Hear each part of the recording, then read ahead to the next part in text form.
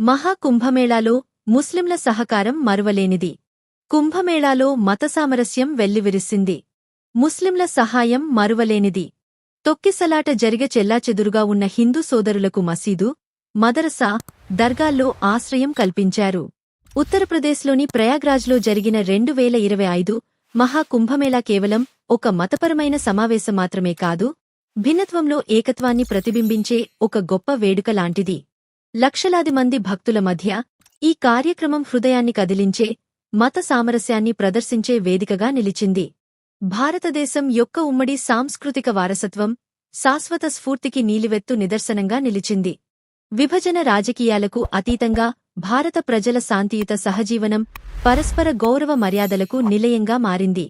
ప్రపంచంలోనే అతిపెద్ద మానవ సమావేశంగా వర్ణించబడే కుంభమేళా హిందువులకు పవిత్రమైన కార్యక్రమం.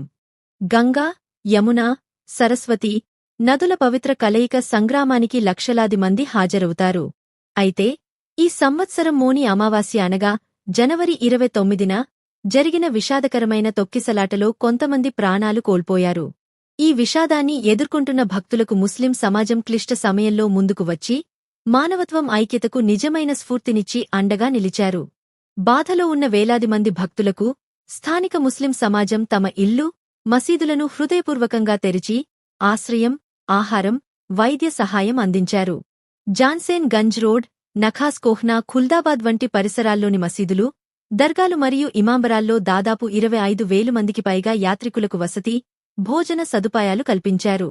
హిందూ సోదరులకు ఇష్టమైన వంటకాలు వడ్డించారు. ప్రయాగ్రాజ్లోని ముస్లిం సమాజం అందించిన సహాయక చర్యలు మానవత్వం, మతపరమైన సరిహద్దులను అధిగమించాయి అనడంలో సందేహం లేదు. బహదూర్ గంజ్ నివాసి ఇర్షాద్ మాట్లాడుతూ, హిందూ సోదరులు మా అతిథులు, మేము వారికి ఎన్నివేల సేవ చేస్తామని చెప్పినప్పుడు అతని కళ్లల్లో కనబడిన ఆనందం వర్ణించలేనిది. అదేవిధంగా అప్నా చౌక్కు చెందిన ఉపాధ్యాయుడు మసూద్ అహ్మద్ మాట్లాడుతూ, కుంభమేళాకు వచ్చిన భక్తులు ఎటువంటి సమస్యలను ఎదుర్కోకోకుండా చూడడమే తమ లక్ష్యమని తెలిపారు. కుంభమేళాకు వచ్చిన 35 ఏళ్ల రామ్ శంకర్ గుండెపోటుకు గురైతే సత్వరమే సిపిఆర్ చేసి అతని ప్రాణాలను కాపాడిన స్వచ్ఛంద సేవకుడు ఫర్హాన్ ఆలం అందరి హృదయాల్లో ఐక్యత స్ఫూర్తిని మరింతగా నింపాడు. ఇలాంటి సంక్షోభ సమయాల్లో మానవత్వం ముందు ఉంటుందని అందరికీ గుర్తు చేసింది. కుంభమేళా భక్తుల భద్రత, శ్రేయస్సు కోరుకు ముస్లింలు అహర్నిశలు కృషి చేశారు.